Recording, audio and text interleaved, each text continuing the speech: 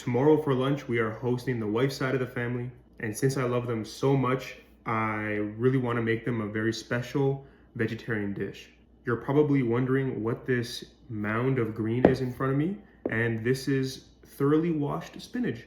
Tonight I'm making Palak Paneer. This is only my second time making Palak Paneer, but I am very experienced with making curry-based Indian dishes. I know where I went wrong the first time. This is going to be perfect. It's going to come out amazing. It's going to be delicious. The family's going to love it. Let's get started. Quick disclaimer that this is my way of making Palak Paneer. I'm sure if you were to Google the recipe for Palak Paneer, a lot of it would be different from what I'm making. And simply put, they're all wrong. Fight me. Alongside the spinach, I got some raw cashews soaking up for about like an hour to 2 hours now. I got me some white onion and red onion. I got me some green chilies and some tomatoes. Of course, I got this thick beauty, the paneer, the star of the show in my opinion. Got me some fresh ginger. And then I got my garlic, my butter, all my spices. Let's get going. We got a big pot on medium heat. We're gonna hit it with some neutral oil. And then we're gonna toast up a tablespoon of cumin seeds. The cumin seeds are nice and toasty. I'm gonna go ahead and drop in my onion.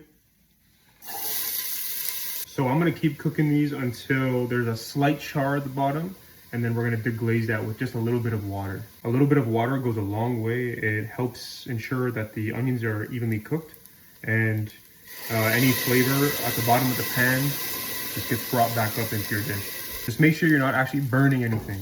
We're gonna go ahead and add our green chilies. We're just gonna get these mingling for about a minute or two. And then we're gonna add my favorite ingredient, pineapple. No, I'm just playing the frozen garlic chunks. So I'm gonna do 1, 2, 3, 4. Palak Paneer is mostly spinach, and you know what works amazing with spinach?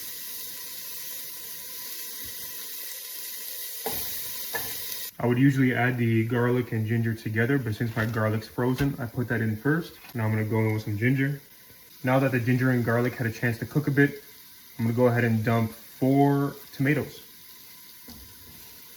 The juice from the tomatoes help deglaze the pan as well. When you move everything from one spot in the pan, you want to see the bottom absolutely clear. Now we're gonna hit it with some of the best spices. We're gonna start off with some coriander powder, some cumin, some turmeric, some red chili powder, of course some salt.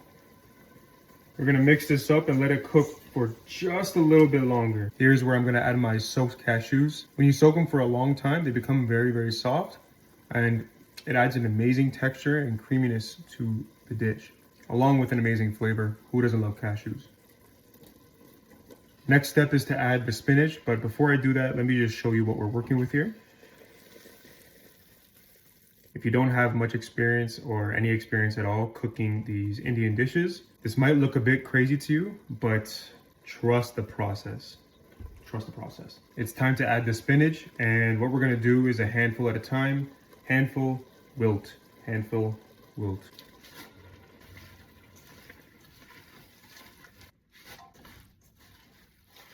So we're gonna pop a lid on this, let it do its thing for a few minutes. My plan is to let this all cook down, let it mingle, and then I'm gonna blend most of it. I'm not a fan of curries that have everything blended. I like leaving just a little bit of texture at the very least, just a little bit. I think it makes the dish taste just so much better. This looks and smells amazing. What I'm gonna do now is actually just turn off the heat completely, let it chill just for about like 10-15 minutes, and then I'm gonna throw it into the blender.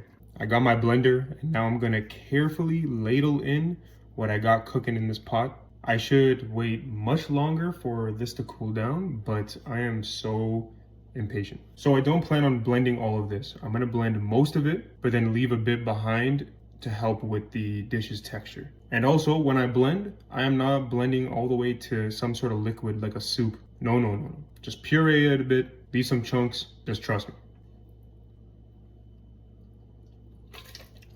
First scoop and I already made a mess. All right, well, it can't get any worse than this.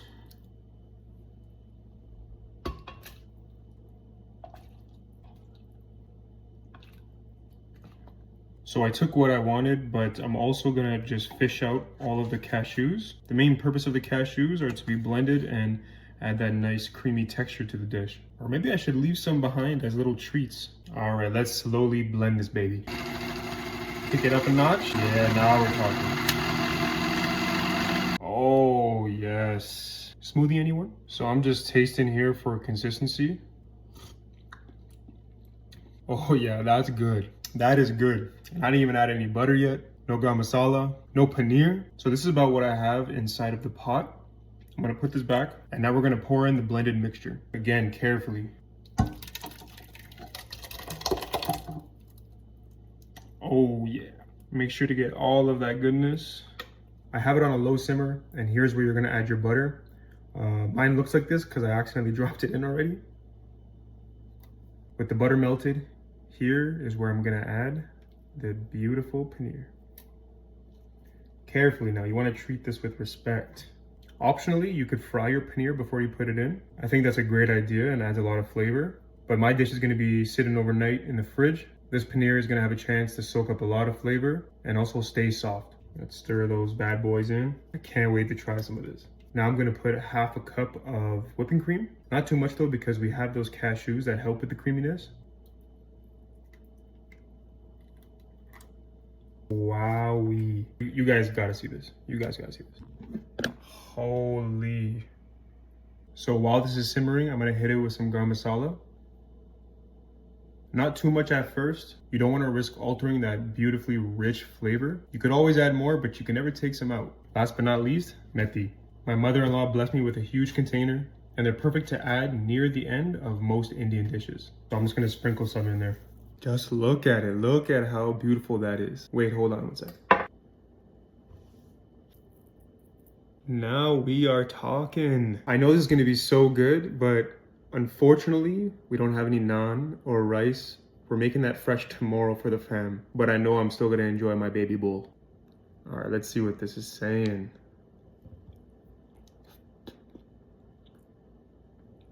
Oh, I haven't had paneer in so long. Hey, this is your reminder to just go eat a paneer dish, straight up.